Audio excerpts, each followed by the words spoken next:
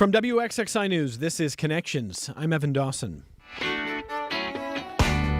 Our connection this hour was made on December 9th at a prison near Utica, New York.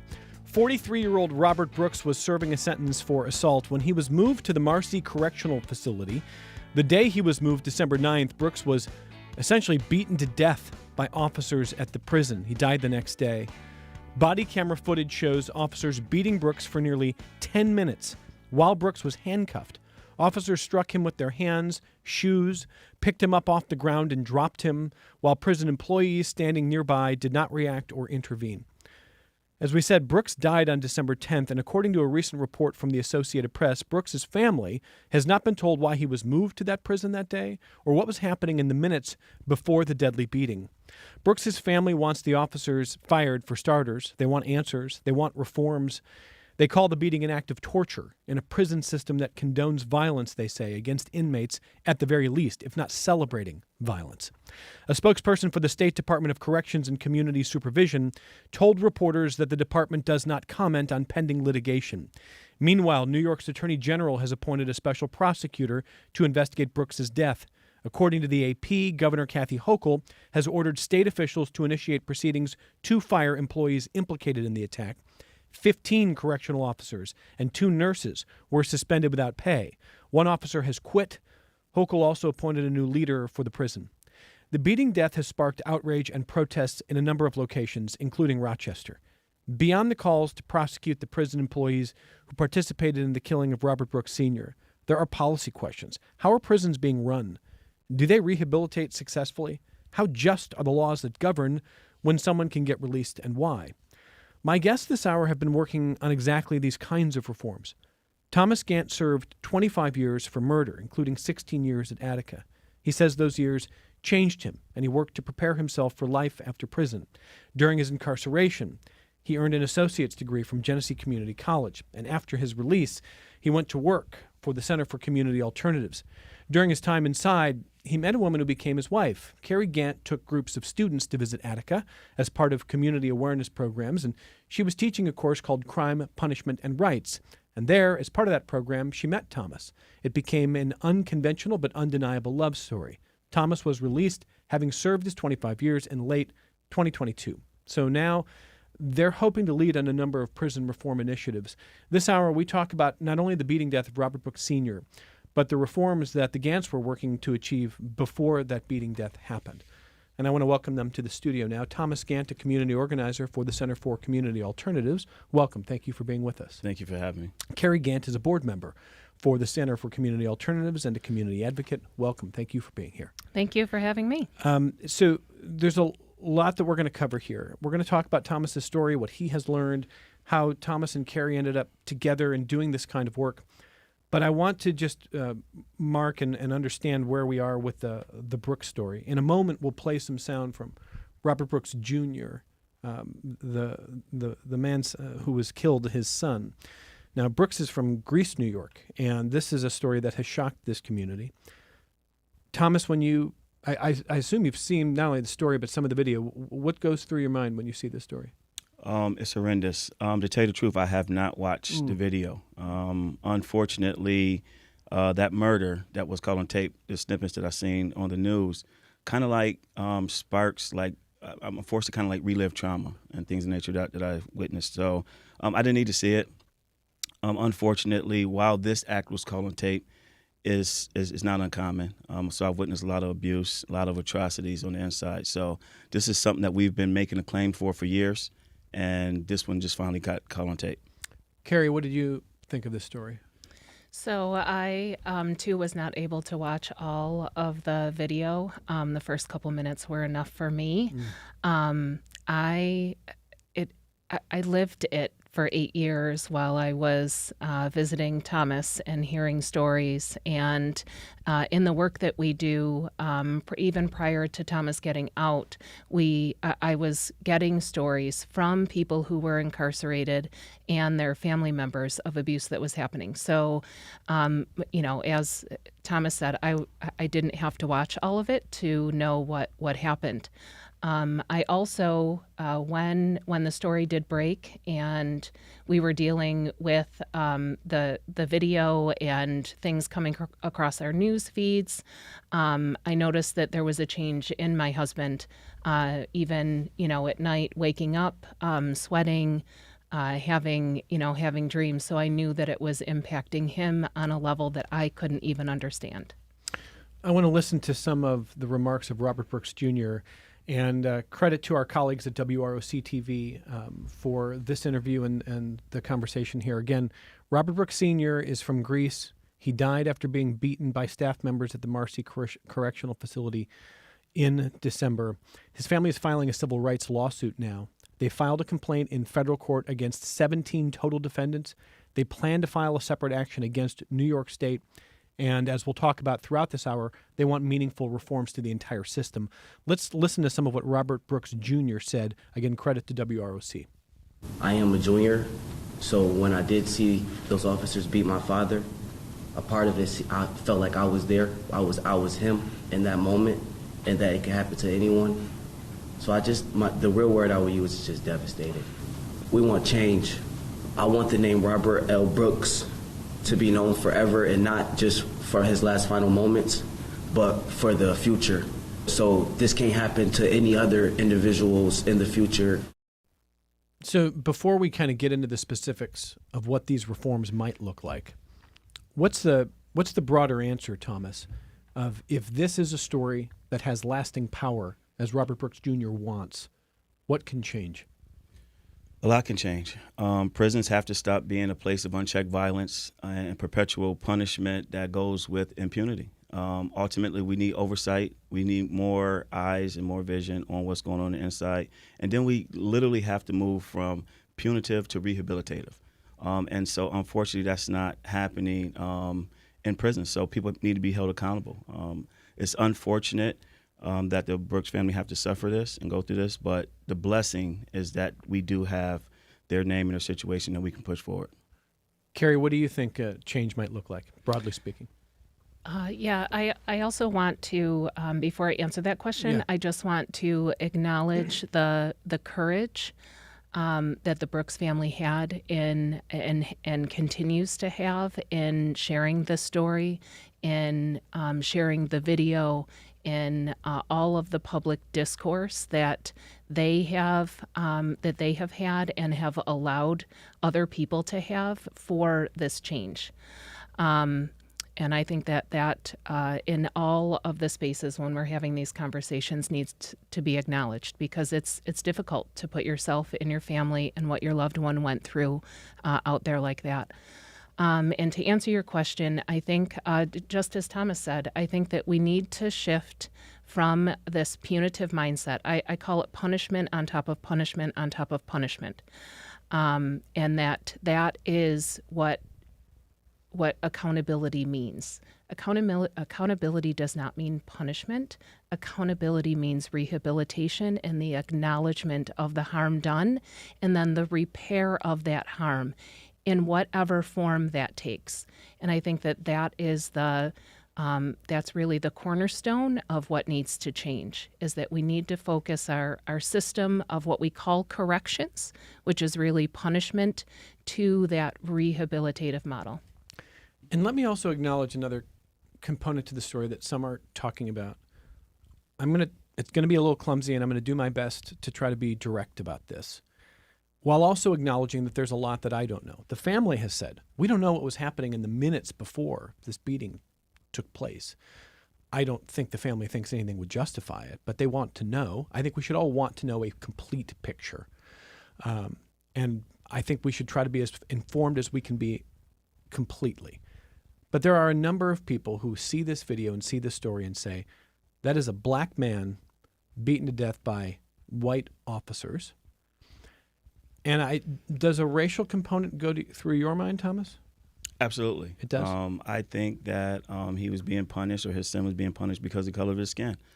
So unfortunately, at the end of the day, we have to also take in mind that Mr. Brooks was handcuffed. So he was in shape, form, or fashion able to be harmful to anybody else. So to add abuse on top of the handcuffs after he was subdued goes above and beyond. I mean, you have to come from a pure evil state. And I think that's another part of the problem with corrections. I always claim about the racism part that's baked into it. But ultimately, people in prison are looked at as less than.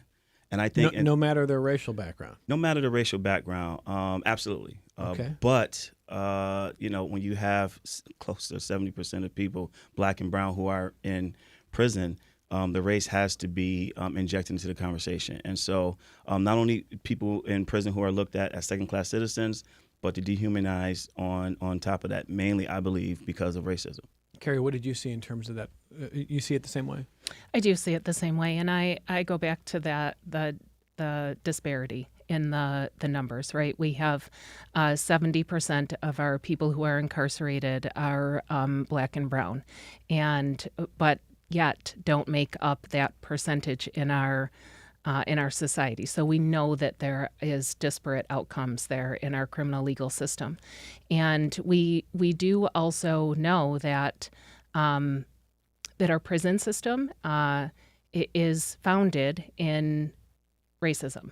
It is founded in it grew out of a system of chattel slavery, and we can mark those different times from early on throughout history, and we can trace it back to the 13th Amendment, even, where we say that we abolished slavery, yet we have a 13th Amendment that provides an exception for punishment of crime. So we can start there, and we can trace it all throughout history to get here where we are today.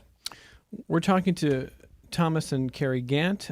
They are not only a married couple working on issues like this, but they're going to tell you a little bit in a moment about how they met and the story that brought them together and working toward this cause of real reform in criminal justice in New York State. They work with the Center for Community Alternatives. Kerry, briefly, what is the Center for Community Alternatives? So the Center for Community Alternatives, also known as CCA, is an organization that works for the community. It's a nonprofit organization that works for the community in many different areas. The arm that both Thomas and I work for is their organizing and advocacy arm, and that is to advance what is called the Justice Roadmap, which is a series of bills that would remedy the things that we're talking about today, that would provide sentencing reform, it would provide parole reform, it would provide more oversight for the Department of Corrections, it would also provide immigration reform. So in a nutshell, that's what the Center for Community Alternatives does. They also have other, so they work in reentry. They also work in addiction services. So it's a large organization that spans the entire state, and we specifically represent the advocacy and organizing arm. And again, we're going to get into some of those specifics as we go here. Let's start with this question. Not even a question. It's I make the mistake sometimes of reading the comments on social media sites, and I try not to. But there is a theme that will emerge, that emerges in the Brooks story. If you read the comments, there's a theme that probably emerges in places where Thomas Gant's story gets covered, and it sounds something like this. Well, maybe that didn't go how it should, but why was he incarcerated in the first place? And our guests are nodding. They've heard that. It's this idea that, well, this person committed an act of violence. So, if something happens to them, it's really all on them. And you've heard that kind of theme, in your life, Thomas? Yeah? Yes. I mean, I've even heard it with my own situation of being convicted of second-degree murder and going to prison. But one of the things I'll say is that most people who commit violence, that wasn't the first time they had some sort of interaction with violence. Most people who commit violence are survivors of violence themselves, whether it be physical, mental, or emotional. So at the end of the day, that's a human being who have been damaged and seeking repair and need repair. So when you find people who are incarcerated, who went to prison for violent crimes, the thought should be, right, that we should try to correct that harm and trauma that they're carrying and equip them to be more powerful and efficient upon their return. So a person who goes to prison who was not sentenced by a judge for a death sentence should not be killed because of maybe they committed a violent act, just like myself. What about the redemptive aspect of it? Everybody should be able to work towards that redemption. So even for me, a person who committed a violent crime, one of the things that I wanted to do to prove my remorse and regret is not talk about it, but actually be about it. Let my behaviors, let my accomplishments, let my contribution that I give to my environment, my community, reflect that remorse and regret and even redemption that I'm seeking. So just because a person may be in prison for violence doesn't mean that they should be given a death sentence, especially if the judge didn't sentence them to that. You're from Buffalo originally. Yes, sir. Were you exposed to violence when you were growing up? Oh, absolutely. I grew up in the inner city of Buffalo, the East Side Central Park neighborhood. And so drugs, violence, despair, but more importantly, poverty was all around me. I don't like to use that as an excuse, right? Because I had several family members and friends who grew up in those same environments. They didn't end up in prison. They didn't shoot someone and things of nature. Those things impacted me. When I walked outside of my door, I was more likely to trip into trouble as opposed to opportunity. And that's what poverty is. That's plaguing not only Buffalo, but Rochester, Syracuse, New York City, is that it isn't wealth, it's the lack of opportunities. And so for me, poverty is not, it is more about not having opportunities and access to opportunities to make life better for themselves. I don't hear you making an excuse, to be honest. Mm-hmm. I hear you offering a real analysis of what's going on. And I don't hear you saying it's inevitable that everybody who grows up in circumstances like that ends up in a violent situation, but it's certainly more common. Mm-hmm. And it is certainly more prevalent, as you describe. So how do you end up in a situation where, where you're committing an act of violence that gets you a 25-year sentence? What happened? Yeah, so, and I had to do a lot of introspection and gain accountability during my incarceration. And so one of the things I try to start with was everything around me. Now, that wasn't the right way because you should start with yourself, but that's just how my 21-year-old mind was working when I was convicted and then sent to Utica. And I wanted to figure out, why did I end up here? Was it because it was a white judge? Was it because it was a white DA? Was it because I didn't have proper representation? Was it because harm was done to me and my family and I was just seeking revenge? Was it that my father wasn't in my household? And so as I began to peel back all those layers, I started looking at, I was carrying a lot of trauma and things that went unaddressed. I had low self-esteem. I didn't have a hope or vision of a better life, right? And so I kind of succumbed to the peer pressures that was around me. I was in college. My plan was to actually go to college, be an architectural engineer, and play football for the Buffalo Bills, of course, right? And of course. And by the way, had I held onto that dream and did it, the Bills would have won a Super Bowl by now. But I don't want to digress and get off the point that I'm making. Yeah. But I didn't have the tools necessary to obtain those goals. So, yeah, I was in college, but didn't have the tools necessary to help me understand that you can have a dream, but you got to be able to go after it. And here's some goals to do that, right? I didn't feel good within myself because when I faced those peer pressures, I succumbed to them. So had I could, name and feel good about myself, my self-esteem could have been raised. I could have fought those peer pressures, which is why I do the work that I do now as far as working with youth. But having more opportunities. So for me, I only saw, football or architect. Had I had more opportunities given to me and let me know that I can be more than just a football player, more than just an architect, those are great professions, but there's other things that I'm finding out that I'm good in now. So I didn't have those skills or those opportunities afforded me, unfortunately. But so when I went to college, I decided that I wanted to fix my problem. Dealing with poverty, my mother raising me and my 3 sisters, I wanted to help her. I wanted to fix that situation. So that was good, but I went about trying to fix that situation the wrong way. I chose to drop out of college and start selling drugs because for me and my community, those people seemed more successful, right? I didn't see doctors. I didn't see lawyers. Although I had neighbors who was 9-to-5ers and doing the right thing, that didn't appeal to me. Drug dealing lifestyle seemed very easy, harmless, and luxurious. So I did that. Now, obviously, I know now that there's nothing harmless about selling drugs or being involved in that neighborhood. You got to take on all these different characteristics, unlike yourself. And so my original plan of getting in, get some quick money, and getting out, I floated away from. And it became selfish, and I embodied that lifestyle and that horrible mentality of being a drug dealer. And so an act was committed against me and some of my family members. I got mad, angry, took matters into my own hands, and went and shot the guy who shot them.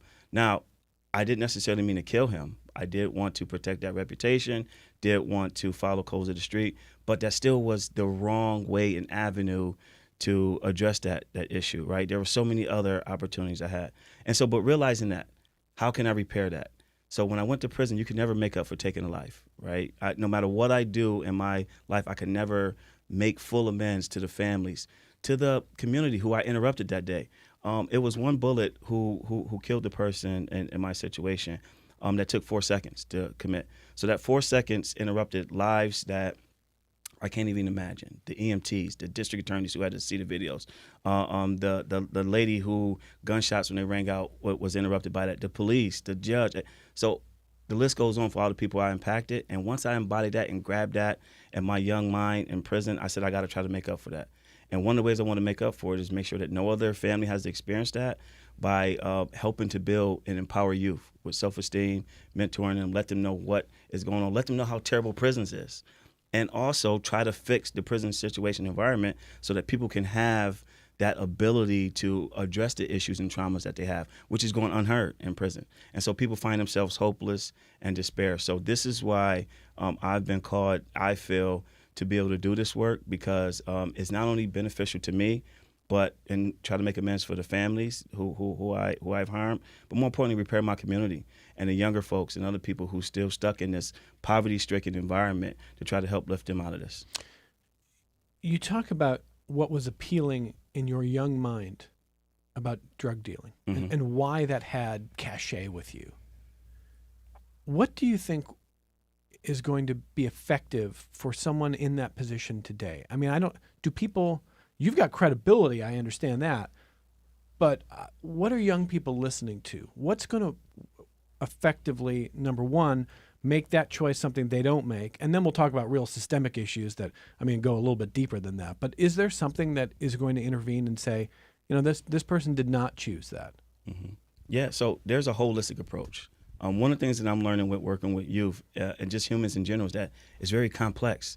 So there's no cookie cutter answer that will solve everybody's problems, right? So some people need to deal with the lack of structure in family home, right? Maybe one of the parents is missing. Some people need to deal with the domestic violence that they are survivors of. Some people need to deal with self-esteem issues. Some people need skills, opportunities. Some people need more than just being able to be a football player or a rapper in our community. And then we need the systemic issues, and we need help from everybody, right? Our elected officials need to be more present. Our entertainers need to take some accountability and put a spotlight on other different things. But more importantly, I would say opportunities. That is the key thing. Give people hope.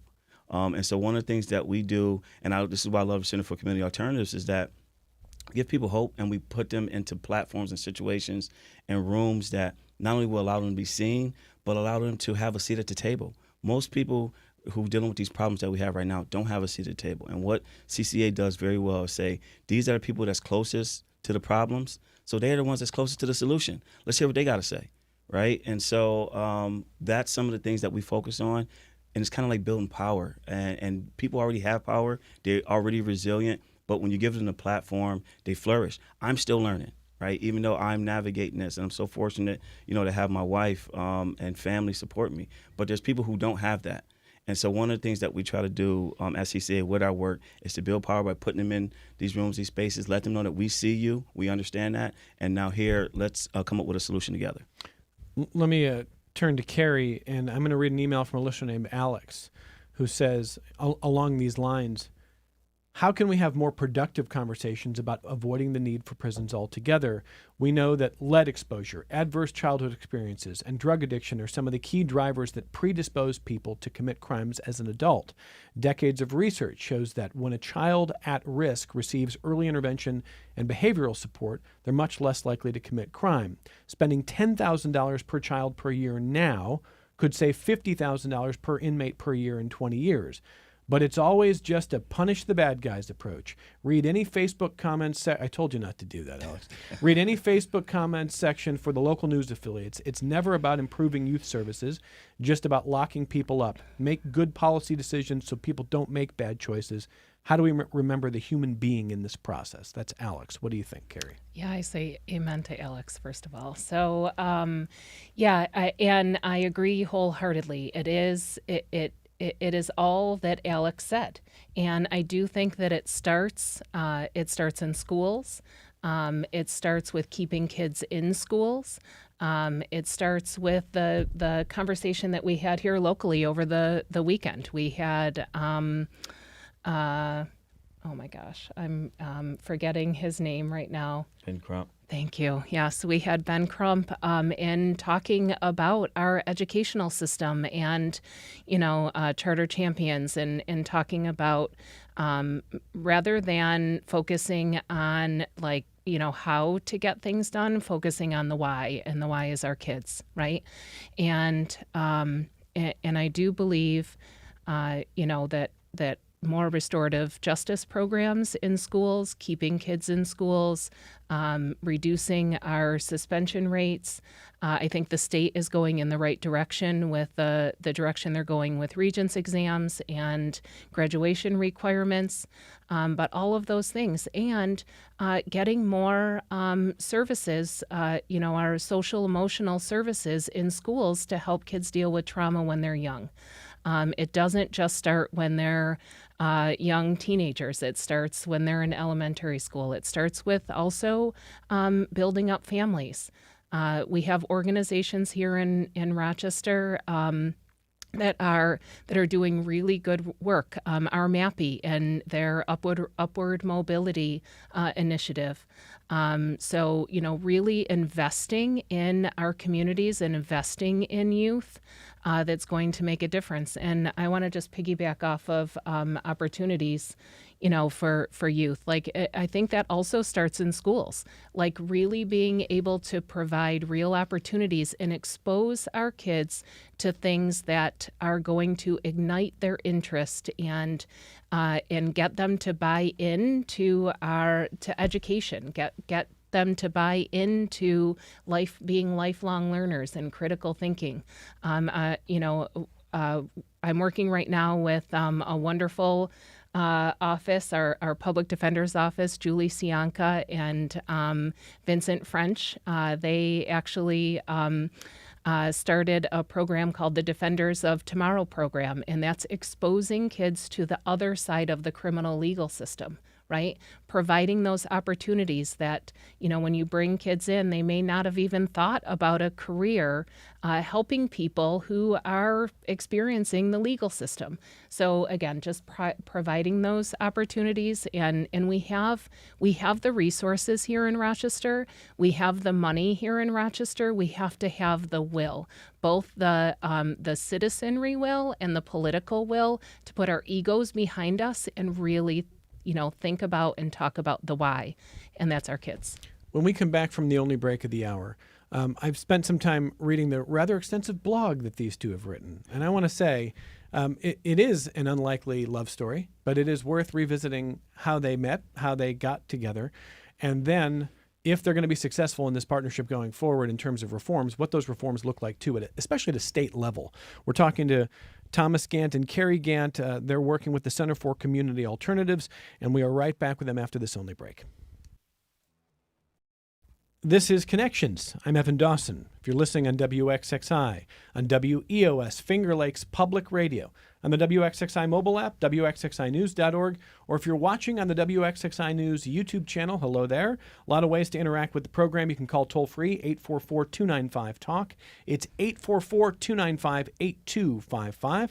263-WXXI if you're calling from Rochester, 263-9994.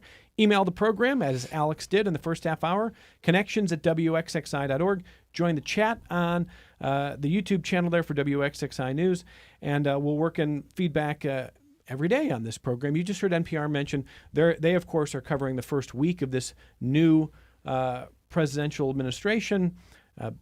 Meet the new president, same as the old president, and they're talking about what's going on in Washington now. We, of course, will continue to have conversations here that relate to what is happening with the new administration, with the inauguration, with some of the issues, and we're going to have a full day devoted to that tomorrow as well. But I think that does relate a little bit here. I mean, Kerry was just talking about, before the break, you were just talking about ways that the mindset shift could actually happen.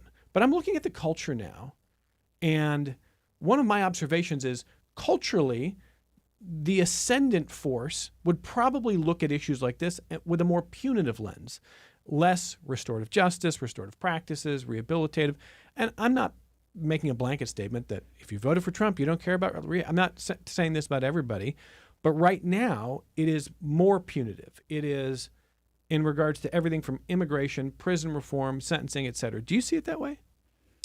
I do, but I also see it tied into the who is committing crimes, right? So I see it tied into that piece that we talked about earlier with our foundation in racism, right? Because we do tend to have two justice systems sometimes, that the rich experience and that the poor experience, and there's a ton of research out there to support that. I think it depends on who you're looking at. I mean, the reality is that the person who was sworn in yesterday is a convicted felon. So one would think that we would be going the opposite way in criminal legal reform and to more opportunities for people who have experienced the legal system. So that is my hope. I remain optimistic in that, but the reality is, particularly here in upstate New York, we tend to, and some of our state lawmakers tend to be more punitive focused. But we do have a delegation from Rochester that is doing really good work, and I know that we're going to get into those in a minute. I'm curious to know what your husband thinks of that. So the new president, convicted of felonies, elected anyway. It's a moment of prison and criminal justice reform. People are seeing the need to rehabilitate and give chances for everybody. Yeah. Not just the rich and the powerful. Yeah. No? Yes? No? Yeah. So that's what I hope. I mean, just think about this. You're on camera now on YouTube. Okay. We can see your I got reaction. you. You're trying to buy it. Right. So, I mean, it's just still mind-boggling that, he can't own a gun, but he can have the nuclear codes at his fingertips. So it just, doesn't just make sense. But I'm hoping that we can seize on this opportunity, because a person may have made a bad decision, they can still, be the president. So, and those same ideologies need to apply in our work that we do as well. For people who are willing to put in the work, you've talked about your own views on accountability. By the way, I've talked about a 25-year sentence.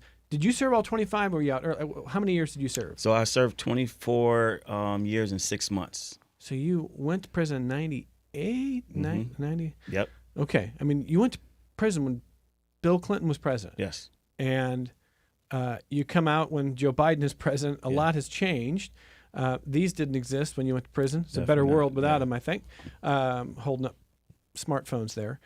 But you get to meet Kerry throughout this time. Now, Kerry, you'd been doing work bringing groups in. Can you just describe for listeners how you met Thomas, first of all? Yes. So I was bringing students in through the Community Awareness Program into Utica.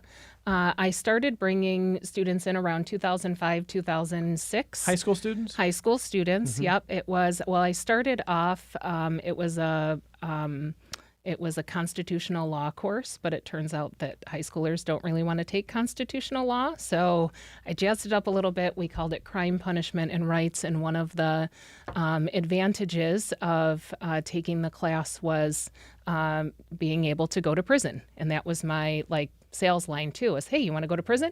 And they signed up. I ended up having 4 sections. Anyone who's a teacher can appreciate those numbers of that elective, and brought 2 groups in, one in the fall and one in the spring, to Utica to experience the Community Awareness Program. And as I was doing that throughout the years, over 13 years, Thomas was what I would call the head facilitator of that program, and we only communicated only through his counselor, or through the counselor that was running the program.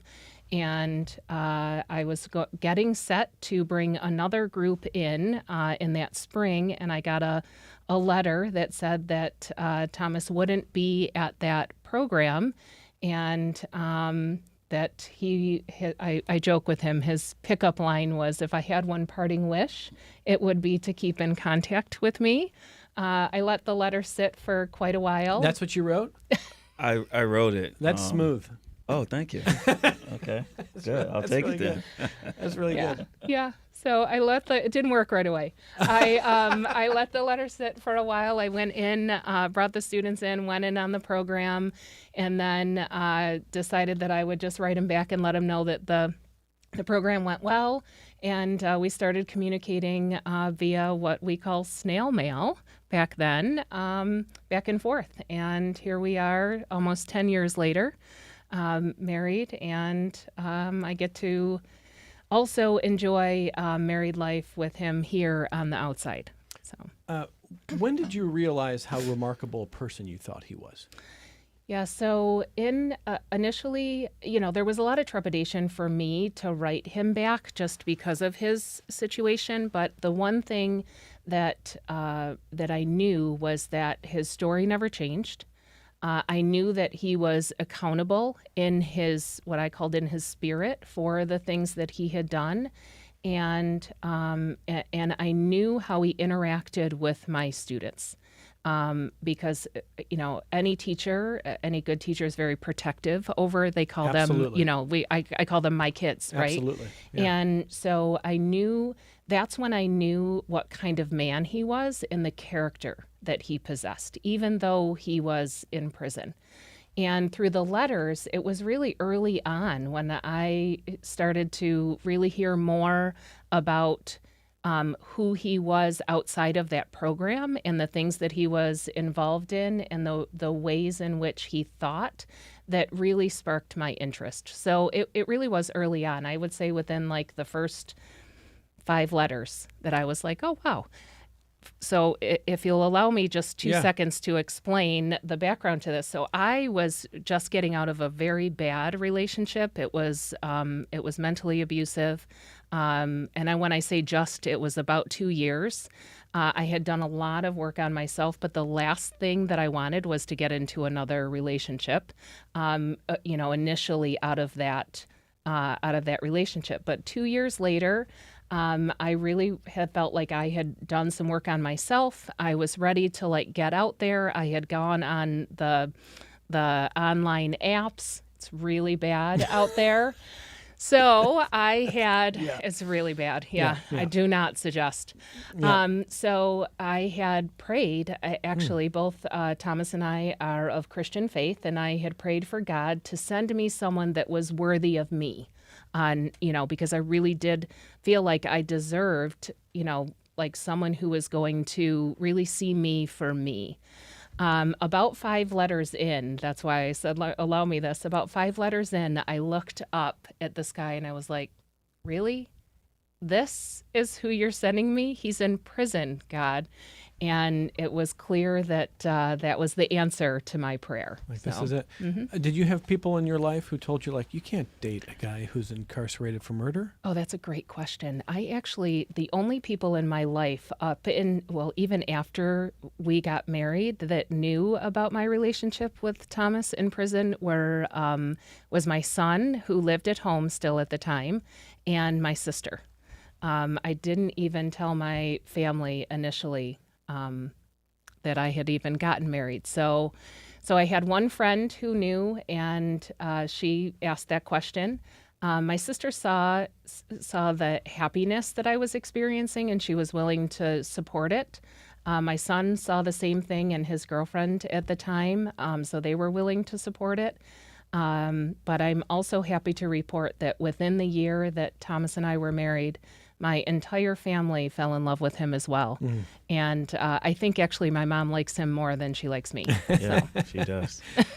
I mean, you married a pretty remarkable person too, didn't you? Yes, yeah. I'm blessed. I did the same, in short, because I could spend hours talking about just the beautiful person that she is, the things that I saw in her, and the fact that I wanted to be in partnership for life with somebody like this. But just her intelligence, the care that she had for her kids, the passion for this work.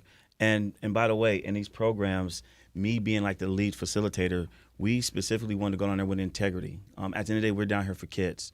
We're here to build these kids up, to make sure no other family member has to come through these doors in Utica, and no other person in our community gets harmed. So that's the approach that we did. So we had a strict non-crossing the line type of thing. So it wasn't until I was transferred out of Utica where I was able to then say, I think I'm gonna reach out to this teacher and in person. What a story. Mm-hmm. And now, again, if you're just joining us, Thomas and Kerry Gant do work in various capacities for the Center for Community Alternatives. They are community advocates, and they are working on a number of reforms here that, the reason for these reforms, we talked about, as Alex emailed, the desire to make sure people don't go down this road. But if you do, is it just? Is it rehabilitational? Again, we acknowledge there's people who are going to be listening to this conversation who think you should not have gotten a degree in prison. Why are you getting to take college classes? You're in there for murder. You end up taking college classes. It was good for you, it sounds like. The experience sounds like it was good for you. It was helpful for you. But there's citizens who say, don't use my tax dollars on that. What do you say to them? Well, first of all, it wasn't the tax dollars. I was fortunate to have people subsidize that. The Sunshine Ladies, Warren Buffett's sister, Doris Buffett, God bless her, who since passed away, actually paid for 17 of us to get our college degree. Doris Buffett? Doris Buffett, yeah. Right? So, and a blessing. So she knew that higher education is the great eradicator to poverty and people who are stricken by that. So although I was in prison, it was mainly because of a lack of opportunity, and she understood that education is the great eradicator of that and the solution to solving and making a person whole. It was in college where I began to not only study myself, but my environment, my community, and didn't want to give back. This altruism type thing kind of has always hovered over me since then.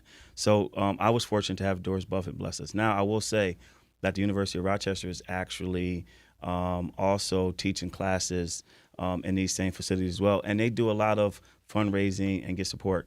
So the Tap and Pell have been reinstituted in New York State now. So there is tax dollars going to that.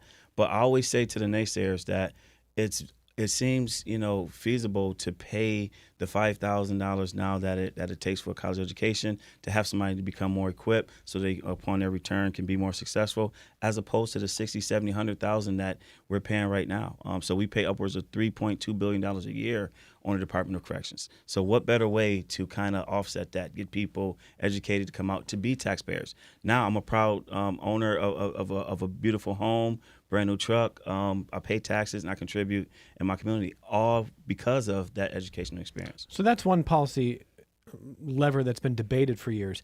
If you look at the Communities Not Cages bills, 3 of them, let's talk about these here. And again, it's under this headline of Communities Not Cages. The first one, the Second Look Act. The second is the Marvin Mayfield Act. And the third is the Earned Time Act. Number one, the Second Look Act. Thomas, Kerry, you want to tell us what it is and how it works? Yeah, so the Second Look Act is people who have been sentenced basically under those 2 and 3 strike laws, those very archaic, draconian sentencing structures, back off of the criminal justice, the 94 crime bill in 1994, and then Governor Pataki's hard stance on crime. Those sentencing structures are outdated. We are actually behind, and I just want to plug this right quick, states like Oklahoma and Alabama when it comes to sentencing structures. So Oklahoma and Alabama? Of all places. And I love Alabama, right? Roll Tide, but I can't believe those traditionally conservative red states are much more better than us right now when it comes to sentence reform. And so they have these bills, these Second Look Acts. D.C. have these opportunities where people who have been sentenced to 20, 30, 40 years can petition a judge after they have done 10 years just to get relooked at. We know now that people who were sentenced to time, we feel different about mental health issues, addiction, survivors of domestic violence. The fact that some people's brain, my brain, wasn't even fully developed, yet we have science that says a person's brain isn't even fully developed until the age of 25. So now we have people sitting in prison for all these years, 40, 50 years, and there's no mechanism to get relooked at to see who they are today. So now we have a plethora of judges coming out in support. We have organizations, we have former DOCS commissioners who are all saying that we need a mechanism like this where a person can petition a judge to get resentenced. A judge doesn't have to grant it, but at least it gives the person an opportunity. To get a chance to review. Yes. What's the argument against this, and who doesn't like this? So everybody loves it. So a new poll. Not everybody. Come on. Here's the funny thing. Vera Institute, one of the most neutral research organizations across New York State, just came out with a poll. They went and interviewed all these people. 74% of New Yorkers agree that we need to have this mechanism. We also have the Chief Judge of New York State, Ron Wilson, came out in support. We also have unions, labor unions, people who are all in support saying that we need a mechanism where people can get relooked at. Judge Frederick Block, who is a U.S. federal judge right now, who just released a guy who was doing 5 life sentences. He came to his wits and said, This person needs to be looked at. Look at who they are right now, right? And so he says there needs to be a system like this on the state level. So this could pass.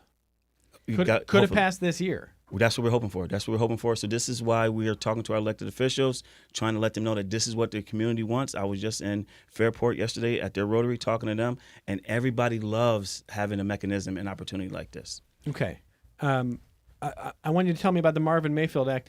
Kerry, anything you want to add on that first one there? Well, I'm not as optimistic as Thomas is that everybody loves the Second Look Act, but I would love for everybody to love the Second Look Act. I think that people who do not support any of these bills don't really understand what it is that the bills will do and how it will impact our communities. Right? These really are they're safety bills. They do create safety by providing mechanisms to make families whole again, to bring people home and become contributing members of the community and society. And I just want to say, Kerry, I mean, we're going to talk about the last two in a second here, but on all three of these, probably the opponents would say, I'm worried you're going to make our community less safe. You're going to make it too lenient. You're going to put people back on the street before they should serve more time. The argument you're making, I think, is these are not only more just, they're not going to compromise community safety. Is that correct? Right, absolutely. And look, the reality is we learned from the 1994 crime bill era that being tough on crime and being more punitive only creates more crime. We learned that. That's what the statistics tell us. It's time for us to listen, to read the research, number one, and then listen to the research that being tough on crime is not the answer to solving the problems of crime. I see we've got a flood of little comments on YouTube. I got to get to those in a second, but let's get through the other two bills here so you know what is being considered. The Marvin Mayfield Act would eliminate mandatory minimum sentences, allowing judges to consider the individual factors and mitigating circumstances in a case, and addressing what the sponsors say is the outside power of prosecutors to create plea deals. Yes. Why on this one? So 97% of cases in New York State end in plea deals because the district attorneys have too much power. They usually force or coerce people to not enjoy their fundamental right to a trial by making them take a plea. This eliminates mandatory minimums, gives judges the power. The most neutral person in a criminal procedure is the judge. And right now, their hands are tied when it comes to sentencing because 2-3 strike laws, because of certain law structures, they have to give people a certain time.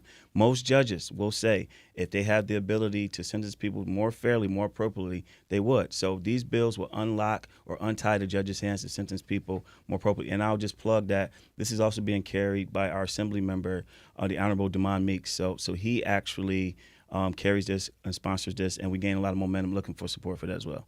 All right, and the third one is the Earned Time Act. It would strengthen and expand good time and merit time laws to support rehabilitative efforts in prisons. How would this one work? So I actually want to talk on this one because this one is this is the one that would change the culture in prison from one that is punitive to one that is rehabilitative.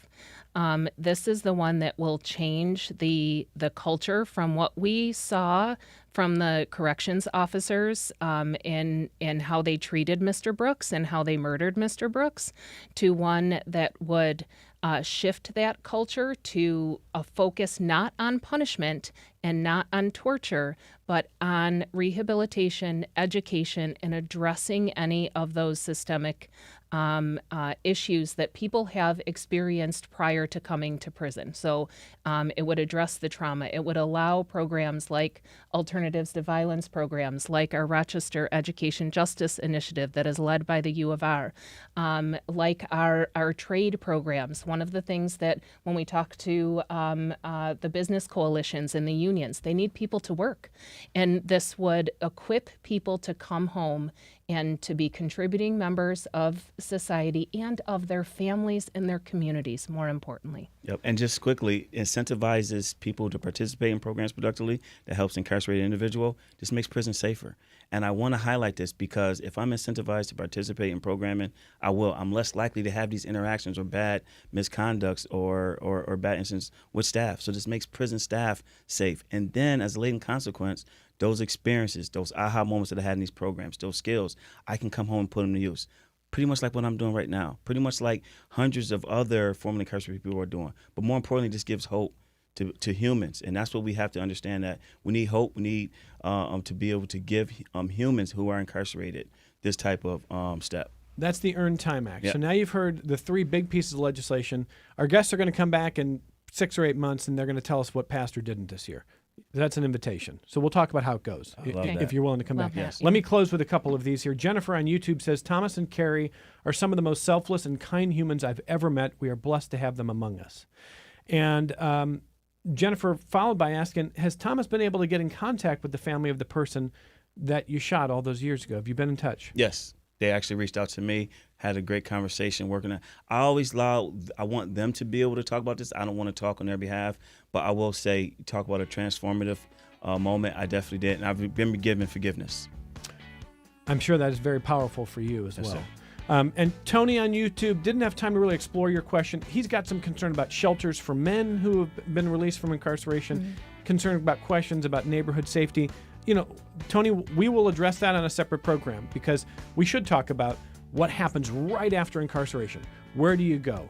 You know, not everybody leaves incarceration married. Unusual story here, but important conversation to have there. Tony, thank you for that. I want to thank Thomas and Kerry Gant for coming here and joining us, telling your story. And again, do come back later this year. Please. Let's see where things go with what you are advocating for at the state level. Yeah, love Appreciate that. Thank you. very Thank much. you. And we've got more connections coming up in a moment.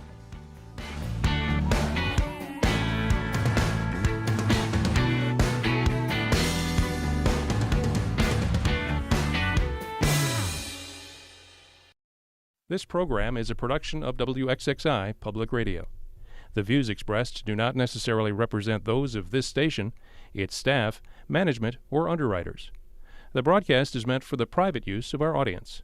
Any rebroadcast or use in another medium without expressed written consent of WXXI is strictly prohibited. Connections with Evan Dawson is available as a podcast. Just click on the Connections link at WXXInews.org.